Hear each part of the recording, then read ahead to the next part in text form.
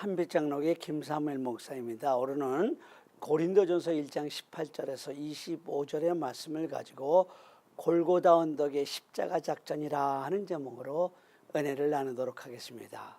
지금 우리나라는 북한의 핵무장으로 큰 어려움에 처해 있습니다. 지금은 나라와 민족을 위해서 우리가 기도해야 할 때입니다. 우리에게는 지금이라도 트럼프 대통령이 유엔 총회에서 거친 말로 표현했던 것처럼 미국이 그 엄청난 군사력으로 한 방 때려주거나 김정은 참수작전이라고 써서 김정은을 마치 쪽집게로 꼭 집어내듯이 집어내어 제거해 주었으면 하는 바람도 있지만, 분명한 것은 6.25와 같은 민족 상징은 더 이상 일어나서는 안 된다는 것입니다. 그런데 평화적으로 대화를 하자고 해도 김정은은 비웃듯이 대화 제기가 있는 다음 날이면은 여지없이 핵 실험을 하거나 탄도미사일을 발사하는 등 도발을 감행하고 있습니다. 역시 우리나라를 구원해 주시리는 하나님 한 분밖에 없습니다. 한 번은 예수님께 부자 청년이 나왔다가 청년이 어떻게 하면 구원을 얻겠냐고 할 때 내 소유를 팔아 가난한 사람에게 주라, 그리고 나를 따르라고 할 때 그 청년이 재물이 많아 근심하고 돌아가는 모습을 보고 예수님이 이렇게 말씀하셨습니다. 부자가 하나님 나라에 들어가는 것이 마치 낙타가 바늘길로 들어가는 것보다 어렵다. 예수님의 이 말씀을 들은 제자들이 놀라서 이렇게 물어봤습니다. 그렇다면 누가 구원을 얻을 수 있으리까? 그때 예수님의 말씀이 이러했습니다. 사람으로는 할 수 없으나 하나님으로서는 하실 수 있느니라. 여러분, 그렇습니다. 사람으로는 할 수 없으나 전능하신 하나님으로는 다 하실 수 있습니다. 우리나라를 구원해 주실 분은 하나님 한 분밖에 없습니다. 먼저 6.25 때의 이야기로 시작을 하려고 합니다. 1950년 6월 25일 새벽 4시 T-34 소련제 탱크로 무장한 북한군은 38선 전역에서 기습 남침을 감행하게 되었습니다. 단 사흘 만에 우리의 수도인 서울이 북한군에게 함락되었고, 한 달 만에 낙동강 남쪽, 즉 마산 남부와 부산을 제외한 우리나라 전역이 북한군 손에 넘어가고 말았습니다. 그때 총사령관인 메가더 원수는 오퍼레이션 크로마티아라고 명명된 인천 상륙 작전을 계획하게 되었습니다. 그러나 인천 상륙 작전은 계획 때부터 미군 작전 참모부와 미 해군에서 적극적으로 반대를 합니다. 인천은 세계 5대 갯벌로 간만의 차가 아주 심하고 갯벌이 넓은 해안, 그것도 밀물 시간이 단 2시간이며 수로가 좁아 그 2시간 안에 261대의 배와 7만 명의 군사를 상륙시키는 것은 상식적으로 도무지 불가능한 일이라는 것입니다. 거기에다가 북한이 길에라도 설치해 놨다고 하면 아군의 피해는 엄청날 것이라는 겁니다. 상륙작전이 성공할 확률은 5,000대 1이라는 것입니다. 그러나 메가더 장군은 아이러니컬하게도 바로 그 5,000대 1의 확률의 작전에 포커스를 맞추고 있다고 말했다고 합니다. 기관들은 모두가 다 세계 최고의 수준의 참모들이다. 그런 기관들이 이 작전을 도무지 불가능한 것으로 판단하고 있다면 적군들은 더더욱 설마 이런 것으로 우리가 상륙하리라고는 꿈에도 생각하지 못하고 있을 것이다. 그러니 이 작전은 반드시 성공한다. 인천 상륙작전은 5,000대 1의 확률을 뚫고 성공해서 6.25 전쟁의 판도를 완전히 유엔군이 유리하게 바뀌었고, 사흘 만에 북한군이 함락되던 서울을 되찾았고, 그 여세를 몰아 낙동강과 두만강까지 북한을 밀어붙일 수 있었던 것입니다. 기독교가 이 땅 끝까지 전파되온 이 복음 전선에 있어서 하나님의 능력과 지혜가 발휘되고 있다는 것입니다. 사람으로는 할 수 없으나 전능하신 하나님으로는 다 할 수 있습니다. 그것은 보통 사람들의 상식을 깨트릴 뿐만 아니라 세상에서 가장 똑똑하다는 사람의 총명까지 철두철미하게 압도하는 최고의 작전이었습니다. 그 작전이 바로 골고다 언덕의 십자가 작전이었습니다. 여러분, 한번 따라해 보실까요? 십자가의 도가 멸망하는 자에게는 미련한 것이요, 구원을 얻는 우리에게는 하나님의 능력이다. 골고다 언덕의 십자가 작전은 멸망당하는 자들에게 미련하게 보이는 십자가의 도를 가지고 믿는 자들을 구원하신 사상 최대의 작전이었습니다.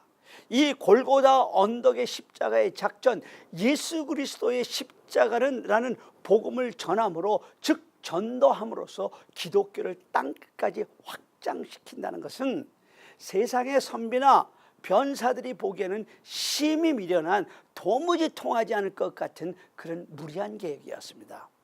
그러나 하나님의 골고다 언덕의 십자가 작전은 사도 바울 시대부터 오늘날에 이르기까지 수많은 영혼을 사단에게 구출하여 구원받게 만드는 승리의 승리를 거듭하고 있는 것입니다. 그 하나님의 절묘한 구령 작전은 구체적으로 어떻게 진행되고 있을까요? 그래서 오늘은 그 절묘한 하나님의 구령 작전이 구체적으로 어떻게 진행되었으며 그 작전을 전면에서 수행하고 있는 우리 복음 전도자들이 과연 어떻게 이 골고다 언덕의 십자가의 작전을 수행해야 하는가 하는 것을 살펴보며 은혜를 나누고자 합니다. 첫 번째로 우리는 우리의 전도 대상자들이 영적인 필요보다는 인간적 욕구 충만을 기대하고 있음을 우리가 먼저 알아야 합니다. 22절입니다. 유대인은 표적을 구하고 헬라인은 지혜를 찾으나. 복음 전파에 온 생애를 바친 사도 바울은 그가 전도할 때마다 절실히 체험한 한 가지 공통적인 사실이 있었습니다. 그것은 세상 사람들이 바울 자신으로부터 복음이 아닌 다른 것을 받기를 기대하고 있다는 점이었습니다. 그래서 오늘 본문이 유대인은 표적을 구하고 헬라인은 지혜를 찾는다, 그렇게 이해한 것입니다. 여기서 구한다는 말과 찾는다는 말은 같은 뜻입니다. 즉 유대인이고 헬라인이고 간에 바울에게서 받고자 하는 것은 복음이 아니라 세상 다른 것이었다는 말입니다. 유대인들은 바울이 표적을 보여주기를 원했습니다. 그들은 뭔가를 믿기에 앞서 뭔가를 눈으로 보아야 했습니다.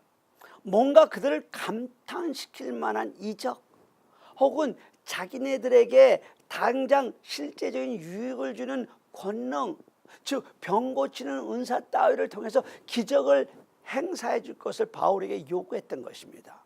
물론 전도자에게 무슨 표적을 보여달라고 요구하는 유대인들의 이 버릇은 이미 예수님께서도 자주 경험하셨던 것입니다. 사복음서 여러 곳에 보면 유대인들은 예수님에게 하늘로서 오는 표적 보여주기를 요구했다고 했습니다. 반면에 헬라인들은 어떤 지혜로운 것을 바울에게서 원했던 것입니다. 이들은 머리로 믿기 전에 앞서 뭔가를 머릿속으로 생각해 보아야만 했다는 것입니다. 그들이 바울이 전하는 도가 어떤 합리적인 사상이기를 기대했습니다. 그들이 자랑으로 삼고 있던 플라톤이나 아리스토텔레스의 철학들과 비교해 볼 만한, 혹은 그것들을 능가할 만한 새로운 논리적 지식을 바울을 통해서 듣기를 원했던 것입니다. 사도행전 17장을 보면은 바울이 아테네죠. 아테네 전도하러 갔을 때 이런 일을 경험했음이 기록되었습니다. 그때 그들은 노예들이 일을 다 하니까 아테네 사람들은 날마다 아테네 시가 한눈에 내려다 보이는 바위산 아레오바고에 모여서 가장 새로운 것들을 말하고 듣는 것 이외에는 시간을 쓰지 않았다고 사도행전 17장 21절은 기록하고 있습니다. 그들의 최대의 관심사는 오직 세상의 지혜뿐이었습니다. 단지 복음을 전하기 위해서 온 천하를 다니던 사도 바울에게도 아덴 사람들은 세상 지혜를 듣기를 원했던 것입니다. 이처럼 우리는 우리의 전도 대상자들은 내가 전하는 십자가 복음에는 관심이 없고 자기들의 인간적 욕구 충족만을 기대하고 있음을 먼저 알아야 합니다. 이들은 예수님을 믿으면 무조건 불치병이 나아야 하고 예수님을 믿으면 복권이라도 맞아서 벼락부자가 되어야 하며 예수님을 믿으면 세상 만사가 다 자기 뜻대로 되어 만사형통해야 마땅하다고 기대하면서 나오는 것입니다. 그래서 예나 지금이나 그리스도의 고난의 복음보다는 만사형통을 마치 복음인 양 외치는 교회가 부흥하는 것입니다. 교회는 종교적 집단이면서 동시에 정치, 경제, 사회적 재반 문제들에 관여하고 그것들을 해결해 줄 수 있어야 한다고 주장하는 세상 사람들이 지금 우리 앞에 있다는 것입니다. 그런가 하면 소위 지식층이라고 하는 사람들은 그들이 학교에서 배운 과학 지식과 상반되는 요소들을 성경 속에서 발견하면 기독교의 교리를 소위 합리적인 사고방식에 맞도록 뜯어 고쳐야 한다고 주장합니다. 그런 사람들에게 예수님은 구원자가 아니라 좋은 선생님에 불과한 것입니다. 이처럼 우리 앞에 있는 전도의 대상자들은 어려운 사람들이라는 것입니다. 복음을 기대하고 있는 사람들이라면 참 전도하기 쉽겠는데 전혀 그렇지 않고 오직 자기들의 욕구와 지식을 충족시켜 주기만을 원하고 있는 사람들이 바로 우리가 전도해야 할 대상자들이라는 것입니다. 두 번째 생각할 것은요, 그럼에도 불구하고 우리는 오직 우리 주 예수 그리스도의 대속의 복음만을 선포해야 한다는 것입니다. 23절입니다. 우리는 십자가에 못 박힌 그리스도를 전하니 유대인들에게는 거리끼는 것이요 이방인에게는 미련한 것이로되.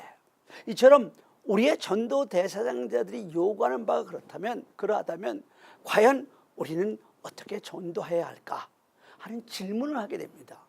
온갖 현실적 필요, 지적 충족만을 원하는 그들에게 과연 복음 전도자는 무엇을 주어야 할까? 그 대답은 단 하나, 십자가에 못 박힌 우리 주 예수 그리스도밖에 없습니다.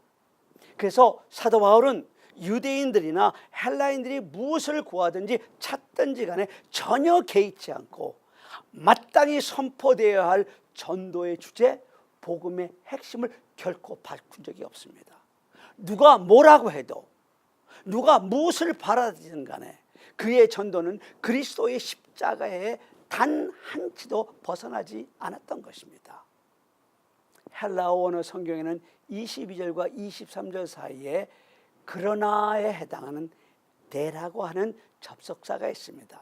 우리 한글 성경에서는 이 단어를 직접 옮겨 놓지는 않고 22절의 마지막 동사의 어미를 찾으나라고 번역함으로 그러나라는 말의 뜻을 간접적으로 전달하고 있습니다. 즉 유대인과 헬라인은 이러저러한 것들을 원하는 줄 알지만 우리는 그저 십자가에 못 박힌 그리스도만을 전한다는 뜻이며 우리는 누가 뭐라고 해도 십자가에 못 박힌 그리스도만을 전할 따름이지 다른 것은 전혀 개의치 않는다는 것을 의미하는 의미를 잘 전달한 것입니다.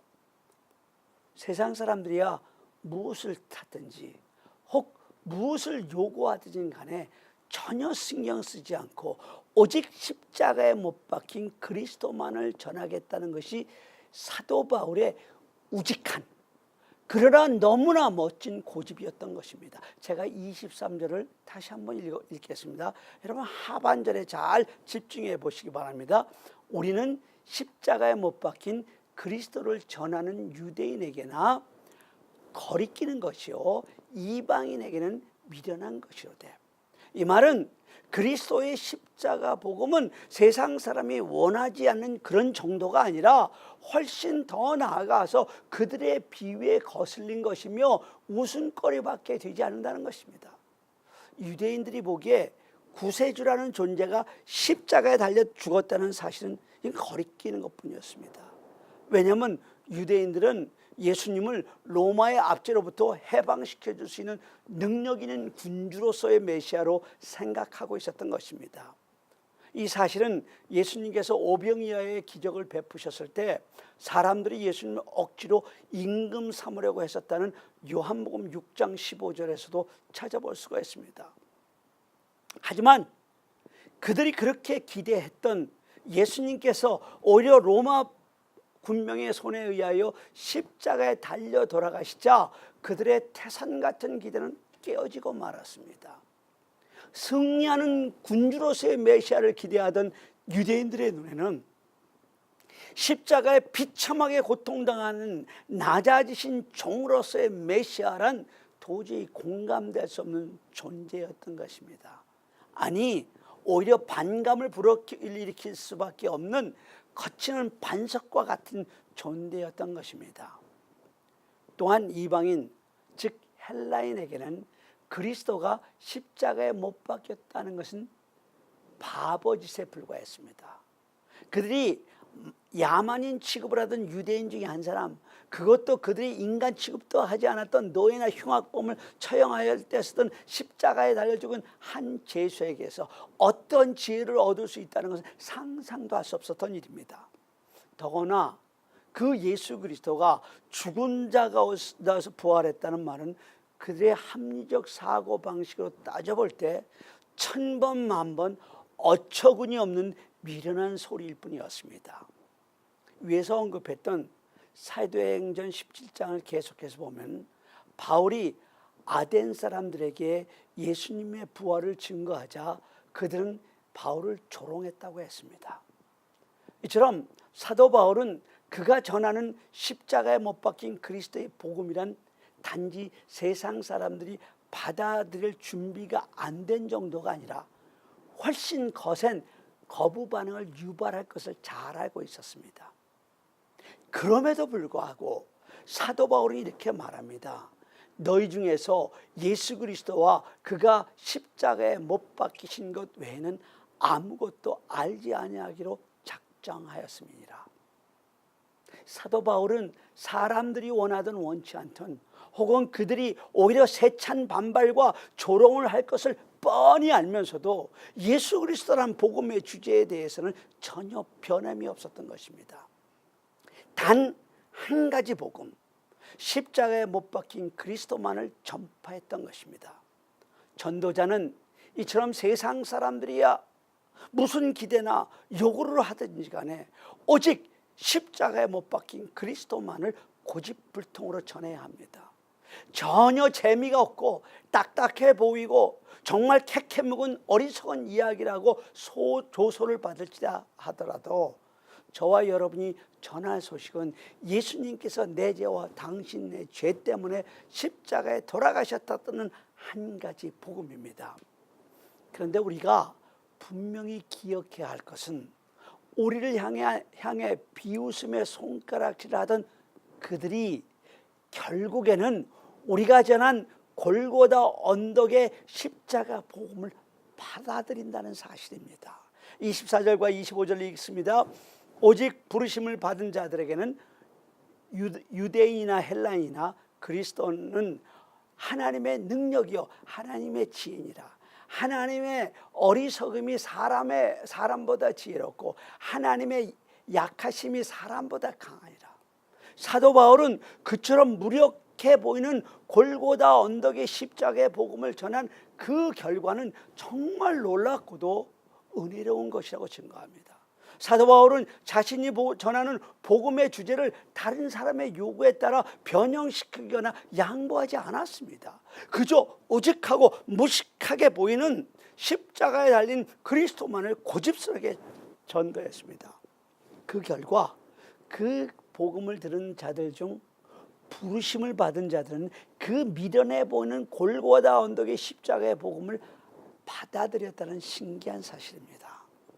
우리는 듣는 자들이 거리게 하고 비웃는 십자가에 못 박힌 그리스도만을 전했는데 우리가 전한 복음은 그들이 듣기를 원하는 것이 극도로 상반된 것이었음에도 불구하고 그래서 아무리 보아도 전도의 효과를 전혀 기대할 수 없는 상황이었음에도 불구하고 오직 부르심을 입은 자, 즉 하나님께서 만세전에 이미 구원하시기로 작정하시고 택하신 자들의 심령에는 그 복음이 파고 들어갔던 것입니다. 우리가 전한 비현실적으로 보이고 무식하기 짝이 없어 보이는 그리스도의 십자가의 복음이 적어도 부르심을 입은 자들에게는 가장 기쁜 소식으로 받아들여졌다는 것입니다. 사실은 사도 바울이 그 경험을 먼저 했던 것입니다.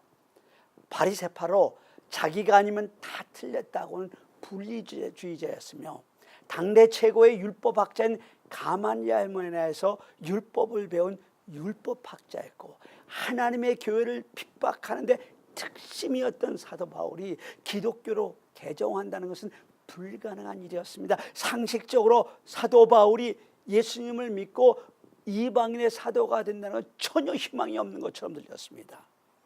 그런 그가 다메섹 도상에서 골고다 언덕 위에 십자가에서 죽으시고 사흘 만에 부활하신 예수 그리스도를 만난 후 그가 완전히 달라진 것입니다. 사도 바울은 그 회심의 체험이 얼마나 강렬했던지 사도행전에서 그 체험을 2번씩이나 간증하였습니다. 일단 그리스도의 십자가 구속의 은혜를 체험하게 된 자들은 사도 바울처럼 이전에 잘못 구하고 있던 것들까지 이제 그 예수 그리스도의 안에서 완전하게 얻게 되었다는 것을 간증하게 됩니다.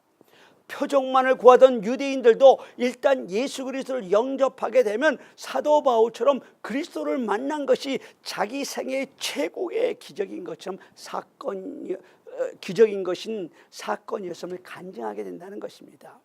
지혜만을 찾던 헬라인들도 일단 예수 그리스도를 영접하게 되면 그들이 갈구하던 세상 철학과는 비교도 될 수 없는 완전한 지혜의 근본을 예수님의 말씀에서 얻게 되었다고 간증하게 됩니다. 만약에 사도 바울이 내가 너희 중에 예수 그리스도와 그 십자가에 못 박히신 것 외에는 아무것도 알지 아니하기로 작정하지 않았다라고 한다면은, 그래서 그들의 요구에 맞춰 복음의 내용의 색깔을 바꿨다라고 한다면 결코 그런 멋진 결과는 일어나지 않았을 것입니다. 그가 그리스도의 십자가의 구속을 전하는 대신 그가 받은 놀라운 신유의 은사로 가는 것마다 그저 병이나 고쳐지고 혹은 자기의 학문을 총동원하여 재미있는 수사만을 구사하였더라면 영원 구원에는 아무런 열매도 거두지 못했을 것입니다. 그러나 그는 모든 타협을 거부하고 전혀 고집스럽게 바보처럼 그저 골고다 언덕 위에 십자가에 못 박힌 그리스도만을 선포하였기 때문에 부르심을 입은 자, 즉 하나님께서 만세전부터 이미 구원하시기로 작정하시고 택하신 자들이 그 복음을 듣고 예수 그리스도를 영접하였다는 것입니다. 여러분, 복음을 전하다 보면 실망할 때도 분명히 있습니다. 전도지를 주면 아예 받지도 않지만 받아서 바로 구겨서 땅바닥에 버려버리기도 합니다. 친한 사람에게 복음을 전하면 너같이 똑똑한 사람이 그런 비과학적인 무식한 종교를 믿느냐고는 소리를 들어 자존심이 상할 때도 있습니다. 그러나 분명히 믿으십시오.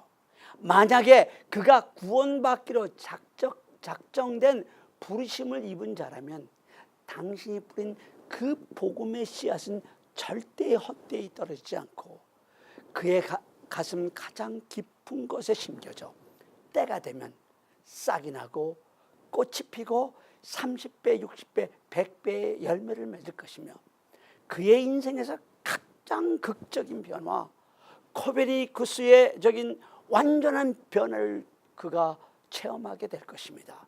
그러므로 우리는 고집스럽게 그저 꾸준히 골고다 언덕 위에서 십자가에 못 박히신 그리스도만을 전해야 합니다.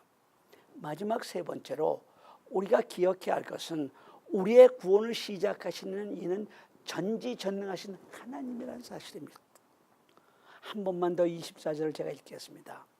오직 부르심을 받은 자들에게는 유대인이나 헬라인이나 그리스도는 하나님의 능력이요 하나님의 지혜라. 24절은 이렇게 말씀하셨습니다.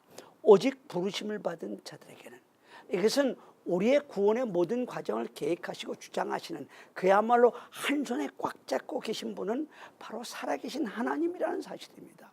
그래서 25절에서 하나님의 미련한 것이 사람보다 지혜 있고 하나님의 약한 것이 사람보다 강하니라고 재차 천명하고 있는 것입니다. 우리 딴에는 머리를 짜내고 안간 힘을 쓰면서 온갖 변칙적 수단과 방법을 동원해 보았자 하나님께서 우리의 구원을 위하여 세워놓으신 그 오묘한 작전, 골고다 언덕 십자가의 작전과는 도무지 비교의 대상조차 될 수 없다는 말입니다. 부족한 우리가 스스로 팔방미인이 될 필요가 없어요. 세상 사람들이 요구하는 것들에 비를 맞춰주기에 급급할 필요도 없어요. 우리는 그냥 전지전능하신 하나님께서 정해놓으신 방법을 따라 하나님이 시키는 대로 복음을 전파하기만 하면 그 마지막 열매인 영원 구원까지도 하나님께서 알아서 다 맺히도록 하실 것입니다. 여러분, 사람들이 음악회장에 들어가는 이유가 무엇입니까? 수준 높은 오케스트라 연주를 감상하기 위해서가 아닙니까? 클래식 음악에 전혀 문외한 사람이 어쩌다 초대권 하나를 얻어 앉아있다 하더라도 연주자들은 그 사람 하나야 알아듣지 만들지 전혀 개의치 않고 원래 정해진 프로그램 그대로 클래식 음악만을 연주합니다. 사람들이 왜 프로야구장에 갑니까? 프로 선수들의 그 박진감 넘치는 야구를 구경하기 위해서입니다. 어쩌다 야구보다 축구를 좋아하는 사람이 친구를 따라와서 지루하게 앉아있다 하더라도 야구 선수들이 그 사람의 기분을 맞춰준다고 야구공으로 축구를 하는 것은 아니지 않습니까? 이 세상 집단들도 전문인들도 각각 분명한 주된 기능과 사명을 가지고 일을 하는데 하물며 복음 전파를 사명으로 받은 교회이겠습니까? 하물며 그 교회에 지체된 우리 전도자들이겠습니까? 교회 기능은 사회가 무엇을 요구하든 간에 상관하지 않고 오직 복음만을 전파할 뿐이며 우리의 사명 역시 사람들이 무엇을 바라든 간에 그저 예수 그리스도의 십자가의 구속만을 전도할 따름인 것입니다. 여러분과 저는 모든 시대로부터 조롱받는 오늘의 노아로 살아야 합니다. 노아 때에는 물심판이 있었지만 이번에 주님이 재림하시면 영원히 꺼지지 않은 불심판이 있을 것입니다. 그래서 우리는 듣든지 아니 듣든지 기회가 있든지 없든지 예수님이 다시 오신다. 2000년 전에 십자가에 달려 우리 죄를 위하여 죽으셨던 그 예수님께서 이번에는 만왕의 만으로 그리고 온 일을 심판하실 심판주로 오신다고 전해야 한다는 것입니다. 그러나 누구든지 주 예수만 믿으면 구원을 받을 수 있다고 외쳐야 합니다.